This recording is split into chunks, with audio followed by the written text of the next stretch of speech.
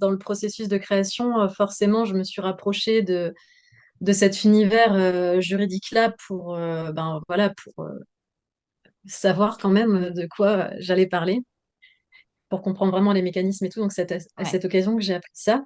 ok. Et donc, en fait, cette affaire, alors, je vais pas pouvoir rentrer vraiment dans les détails parce que c'est pas une affaire qui a été portée aux médias. Ok.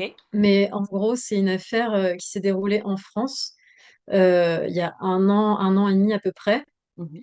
Et en fait, ça rejoint un peu l'histoire de la pièce, c'est-à-dire qu'un homme en fait a été accusé d'actes de torture et de barbarie sur sa femme.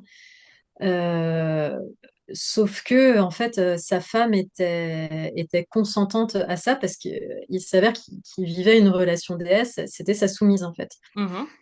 Et la particularité de cette histoire, c'est que cette femme était avocate, mais elle n'a pas pu en fait défendre son maître au cours du procès. Et moi, je me suis dit, ben, je vais, en tout cas dans ce spectacle-là, lui donner la parole et en fait la faire agir comme si elle avait pu en fait ce jour-là vraiment plaider pour défendre son maître. Ok. Donc voilà. Et du coup, la plaidoirie que tu fais dans la pièce, c'est complètement écrit par toi. C'est écrit par moi, mais j'ai quand même eu des relectures Bien sûr, dans le parce que processus d'écriture.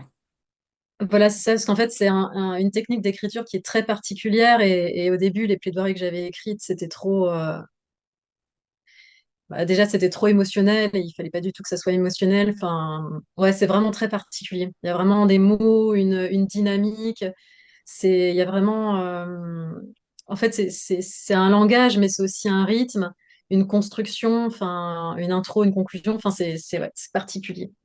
Ouais, donc tu as écrit ta première plaidoirie d'avocate, mais du Mm. coup pour le théâtre. Ok, je comprends.